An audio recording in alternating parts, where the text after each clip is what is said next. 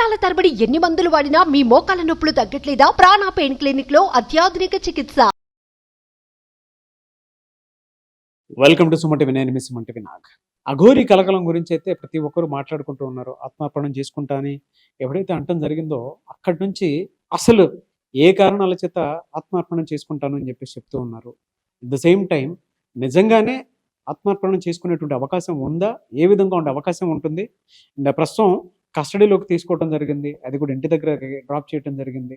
అయితే నా కారులో అయినా సరే నేను ఏ విధంగా అయినా సరే నన్ను నేను వదిలేసుకుంటాను, మా ఇంట్లో అయినా సరే నన్ను నేను ఆ విధంగా అయినా సరే వదిలేసుకోవడానికి నేను ఇచ్చిన మాట కోసం అయినా సరే ముందుకెళ్తాను అని అటేపు నుంచి లేడీ అఘోరి చెప్తున్నట్లయితే తెలుస్తూ ఉంది. దీనికి సంబంధించినటువంటి వాస్తవ కోణాలు ఏంటి, ఏ విధంగా ఉండే అవకాశం ఉంటుంది అనేది ఈరోజు మనతో పాటు హైకోర్టు అడ్వకేట్ రవీంద్రనాథ్ గారు ఉన్నారు.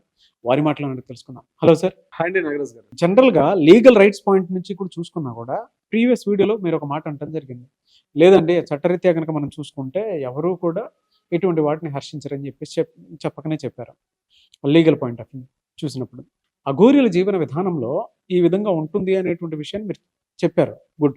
ఇప్పుడున్న ఈ కలకలం గురించి సంబంధించి ఏం చెప్తారు సార్? ఏం జరిగింది, ఉన్నటువంటి అప్డేట్స్ ఏంటి అసలు? 2020లో శబరిమల ఆ ప్రాంతంలో కూడా స్వామీజీ ఇట్లానే నేను ఆ పంప కొండల్లో కూడా నేను ఆత్మార్పణం చేసుకుంటాను అని చెప్పి 2020లో ఒక స్వామీజీ ఇట్లానే బయలుదేరారు. అప్పుడు కూడా కేరళ పోలీసులు కంప్లీట్గా అతన్ని హ్యాండ్ ఓవర్ చేసుకొని ఆయన యొక్క ఆత్మార్పణ కార్యక్రమాన్ని పూర్తిగా అక్కడి నుంచి విరమింప చేసే ప్రయత్నం చేశారు. 2021లో ఒకసారి తిరుపతిలో ఒక ఫ్యామిలీ మొత్తం కూడా మేము ఆత్మహత్య చేసుకొని చనిపోతాం అని చెప్పి తిరుపతి కొండల్లోనే ఒక ఫ్యామిలీ మొత్తం అక్కడికి వెళ్ళి కూడా మేము ఆత్మార్పణం చేసుకుంటాం అని చెప్పినప్పుడు కూడా పోలీసులు ముందస్తు చర్య ప్రకారంగా ఇమ్మీడియట్గా వాళ్ళని అరెస్ట్ చేసి మళ్ళీ వాళ్ళకి ఒక హెల్త్ కేర్ సెంటర్ కూడా పంపించడం జరిగింది.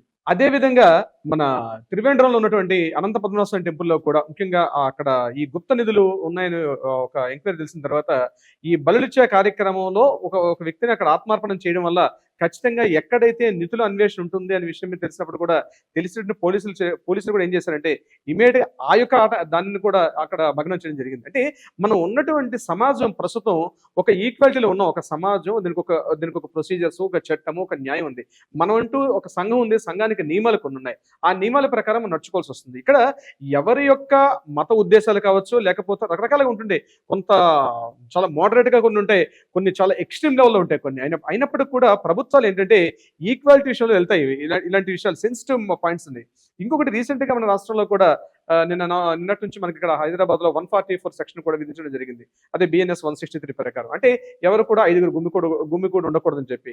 అంటే ముత్యాలమ్మ ఏదైతే ఇష్యూ జరిగిందో ఆ టెంపుల్ యొక్క ఎప్పుడైతే ఆ యొక్క టెంపుల్లో ఉన్నటువంటి ఒక దారుణ దుస్సంఘటన ఏది జరిగిందో దాని మీద కొన్ని మనుషుల యొక్క మనోభావాలు కూడా చాలా సెన్సిటివ్ గా మారడం జరిగింది. చాలా సెన్సిటివ్ గా మారిపోయి ఇటువంటి సందర్భంలో తన ఆత్మార్పణం చేసుకుంటానని చెప్పి ఏదైతే ముఖ్యంగా మీడియా కథనాలు కంటిన్యూస్ గా సోషల్ మీడియా అయితేనేమి రకరకాలుగా మీడియా కథనాలు వచ్చిన తర్వాత వాళ్ళు చాలా సెన్సిటివ్గా ఉంటారండి. ముఖ్యంగా ఈ ధార్మిక ఆధ్యాత్మిక రంగంలో ఉన్న వాళ్ళు చాలా సెన్సిటివ్గా ఉంటారు. అది ఏ రకమైనటువంటి సంప్రదాయం అయినప్పటికీ కూడా చాలా సెన్సిటివ్గా ఉంటారు.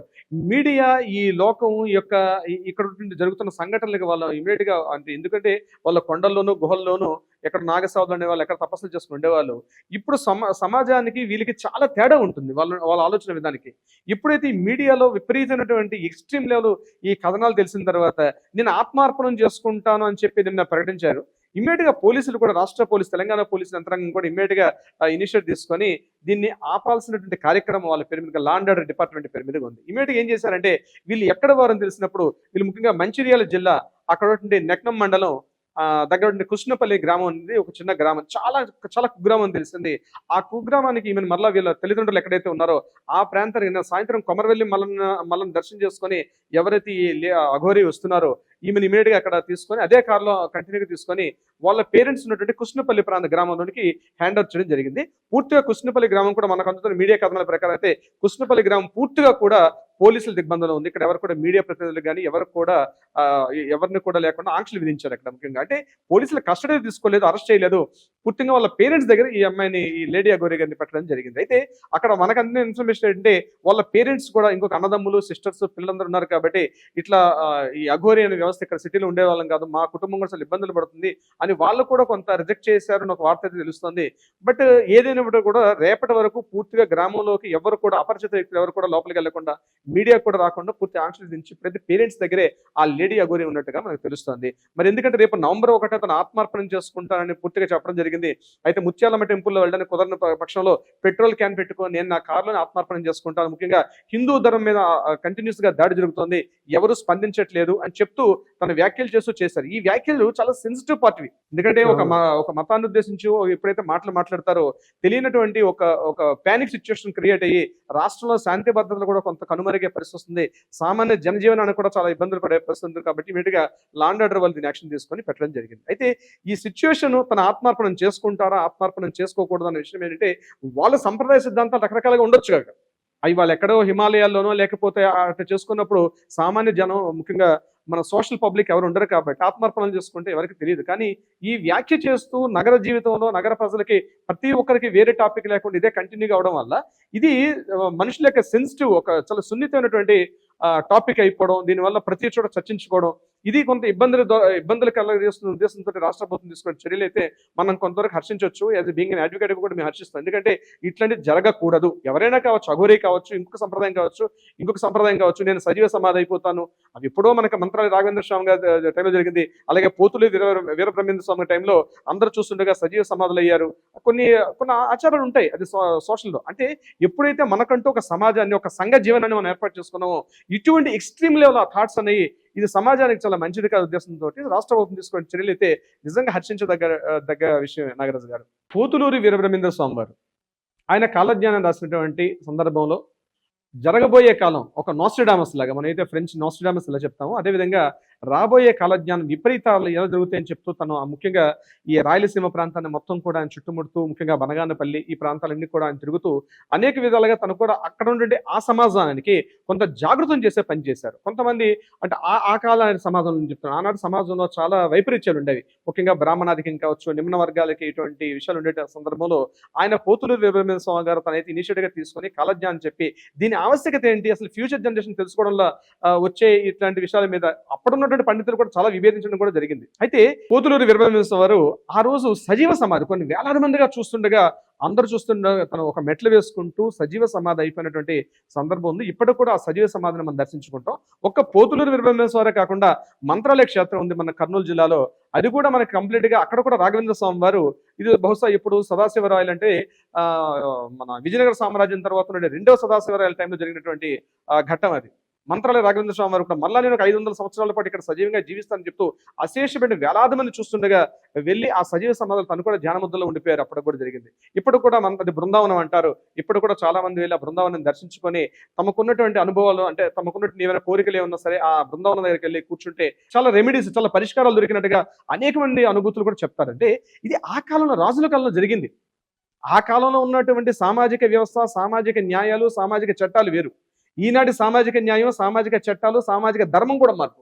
అందువని అప్పుడు జరిగింది కాబట్టి ఇప్పుడు కూడా మేము అదే మాదిరిగా చేస్తామంటే మాత్రం నేటి సమకాలీన సమాజం మాత్రం హర్షించే పరిస్థితులు అయితే లేదు. నాగరాజు గారు, ఏ కారణాల వల్ల అలా ఆత్మార్పణం చేసుకున్నారు సార్? అంటే సామాజిక కోణంలో చూసినట్లయితే ఈ దేహం ఒక టైం పీరియడ్ వరకు, ఒక 90 years to 100 years ఉంటుంది. కానీ ధ్యాన ముద్రలో ఒక సుప్తావస్థలో, ఒక అచేతన స్థితిలో మాత్రం కొన్ని వందల ఏళ్ల పాటు కూడా ఆత్మని కంప్లీట్ గా తమను కంట్రోల్ చేసుకుంటే, ఇదే మోడర్న్ ఇప్పుడు సైన్స్ చెప్తారు, పూర్తిగా మన సుప్తావస్థలో, అచేతనం, మన సబ్ కాన్షియస్ మైండ్ లో ఇవన్నీ చేయాలని. అంటే దేహంగా ఉండేటప్పుడు చేయలేటువంటి అనేక పనుల్ని ధ్యానంలోకి వెళ్ళి చేస్తారు. దేహ రూపంలో చేయలేటువంటి అనేక పనుల్ని ధ్యాన రూపంలో చేస్తారు. దానికి చాలా నిదర్శనాలు హతిరామ్ బావాజీ మనకి తిరుపతిలో వెళ్ళేటప్పుడు, తిరుపతి మెయిన్ గర్భగుడి దగ్గర నుంచి మీరు పాపనాశంకి వెళ్ళే దారిలో చూస్తే హతిరామ్ బావాజీ వేణుగోపాల స్వామి గుడి యొక్క ప్రాంగణంలో ఉంటుంది. హతిరామ్ బాబా, దాని మీద సినిమా కూడా వచ్చింది, నమో వెంకటేశ్వర సినిమా కూడా వచ్చింది.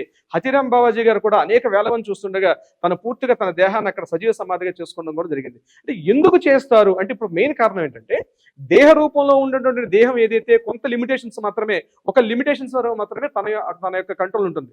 కానీ ఎప్పుడే ఆత్మస్వరూపులకు వెళ్ళిపోతారో ఈ దేహాన్ని అన్ని విధాలుగా, అంటే పూర్తిగా, అంటే ఇప్పుడు నేచర్ ఎలా ఉంటుందంటే నాగరాజు గారు, సూక్ష్మంలో ఏముందో స్థూలంలో కూడా అదే ఉంటుంది, మైక్రో లెవెల్లో ఏముందో మ్యాక్రో లెవెల్ అదే ఉంది.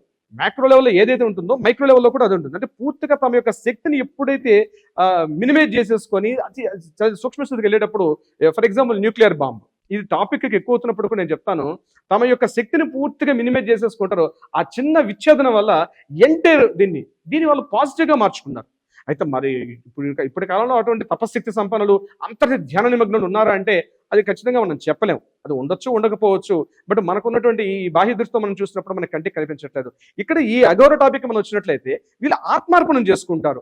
అంటే పూర్తిగా సజీవంగా దహనం చేసేసుకుంటారు దేహాన్ని. అంటే ఆ శివుడు అదే అక్కడ ఉన్నాడని చెప్తూ మనం ఇంతకుముందు ప్రీవియస్ వీడియోలో కూడా చెప్పడం జరిగింది. సాక్షాత్తు శివుడు ఆ పంచముఖ రుద్రుడు కనిపించాలి. ఇది అఘోరి వ్యవస్థది, కాపాలిక వ్యవస్థది. కాలాముఖులు అంటారు, కాపాలికులు అంటారు, ఈ వీరభద్రులు అంటారు. వీళ్ళ యొక్క వ్యవస్థ అంత అంత చాలా పాశవికంగా ఉంటుంది. చూడడానికి చాలా ఒళ్ళు గొరుగుపడుతుంది. మనం చూడలేం. ఆత్మార్పణం చేసుకుంటే ఉన్న మంటల్లో అలా సజీవంగా నడుచుకుంటూ వెళ్ళిపోతారు, దేహార్పణ చేసేసుకుంటారు. వాళ్ళు అసలు ఒంటి మీద కూడా ఆ యొక్క ధ్యానం లేకుండా వెళ్తూ ఉంటారు ఇటువంటి యోగులు. మరి ఈ లేడీ అఘోరి గారికి ఆ స్థాయి ఉందా లేదండి, మనమైతే మనకున్నటువంటి మీడియా పరిజ్ఞానంతో మనం చెప్పే ప్రయత్నం సాహసం చేయలేము. బట్ ఏదైనప్పుడు కూడా హిందూ ధర్మానికి చెప్తూ తను ఏదైతే మాట్లాడారో అది మాత్రం హర్షించదగ్గ విషయం. ఎందుకంటే ఒక ధర్మానికి మాట్లాడుతూ ఈరోజు ఈ సమకాలీన సమాజంలో ఇటువంటి మా హిందూ ధర్మానికి చాలా ఇబ్బందులు కలుగుతుంది కాబట్టి నేను ఈ స్టెప్ తీసుకుంటున్నాను అని చెప్తున్నారు. కానీ మనం హర్షించదగ్గదే కాదు, దాన్ని ఇంకొక రకంగా మార్పు చెప్పాలి తప్పించి కాపాలిక తంత్రాలు, ఈ కాపాలిక తంత్రాలు, కాపాలిక మంత్రాలు అవన్నీ సాధ్యమే. కానీ ఈనాటి సమకాలీన సమాజానికి కష్టమా, అది సాధ్యమా, సాధ్యం కూడదా, ఇటువంటి స్టేట్మెంట్స్ ఇస్తే రేపొద్దున సమాజంలో కూడా చాలా భయాందోళన కలిగే సంఘటన జరిగే అవకాశం కూడా ఉంటుంది. ఇప్పటికే సమాజంలో కొన్ని రకాల మార్పులు నాగరాజు గారు రీసెంట్గా ప్రతి చూస్తే చేతబడులని, బాణామతులని, చిల్లంగులని చెప్తూ చాలా ఇప్పటికే ఒక మూఢనమ్మకాల్లో ఒక ప్రజలు ఉన్నారు. కొన్ని సంవత్సరాలుగా ప్రజలకు కొంత జాగృతం చేశాక బయటకు వచ్చారు. ఇప్పుడు ఏది ప్రజలు ఎలా అంటే ఇది నిజమా, ఇది అబద్ధం అని తెలుసుకోలేని పరిస్థితులు ఉన్నారు కొన్ని చోట్ల. ఇప్పటికే గ్రామీణ స్థాయిలో ఇప్పటికి ఇంకా ఆ యొక్క దైన్యం ఇంకా మనకి కొనసాగుతుంది. ఇటువంటి సమయంలో ఇటువంటి ఒక అఘోరి వచ్చి నేను ఆత్మార్పణ చేసుకుంటాను, నేను పూర్తిగా నా దేహాన్ని చలించుకొని నేను సనాతన ధర్మాన్ని కోసం నేను పాటు పడతా ఉన్నది అది కరెక్టా రాంగా అనేది మేధావులు చెప్పినప్పుడు కూడా ఈనాటి సమాజం మాత్రం హర్షించదు. నాగరాజు గారు చూద్దాం ఏ విధంగా ఉండే అవకాశం ఉంటుంది. ఎనీవేస్ థ్యాంక్ యూ అండి, thank you so much Ravindranath garu. Thank you so much Nagaraju గారు.